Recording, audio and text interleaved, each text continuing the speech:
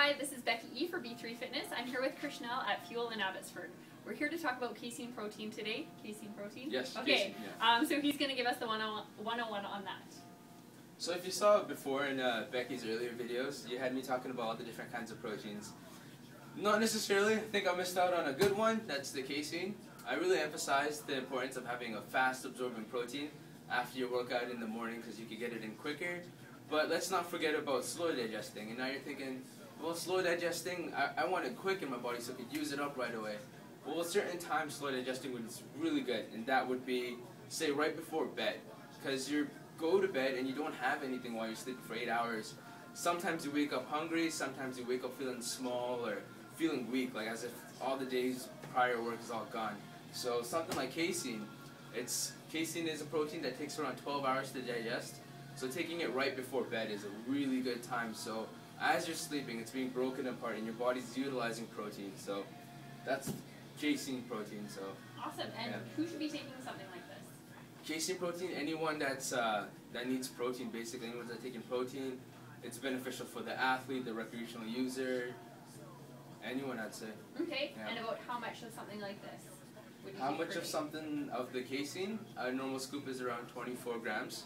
So I would say just one scoop before bed. Okay. Yeah. And you're going to use it in conjunction with those fast absorbing proteins? Actually, that's a really good point to bring up. You would use this by itself before bed. You really wouldn't want to mix it in with something fast absorbing because taking it all together, your body's going to focus on what's the slower digesting, so it's going to actually take its time with the fast. It's not going to be you get the fast right away and then you get the slow breakup after. It kind of mixes in together. So you would want to take this by itself, kind of thing. Okay. I do have another question about protein powder.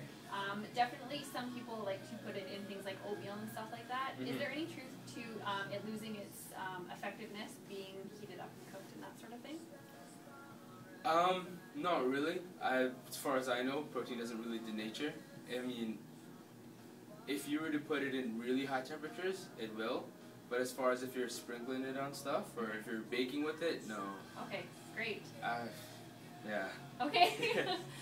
Definitely that's a good way to make your breakfast a little bit more exciting. So the nice thing about, or your pre-bed snack, and they come in some great flavors as well. What you should look out for though is when you're wanting to bake with protein, there's specific proteins that it'll say on the label like it can be used for baking, like with oils and stuff like that, it can be used for cooking. So not all protein isn't the same in that way. So I don't want to cause any confusion by saying, because protein at a high enough temperature will denature. So just make sure when you're looking at the product, ask questions so you can get the good info, right? Right.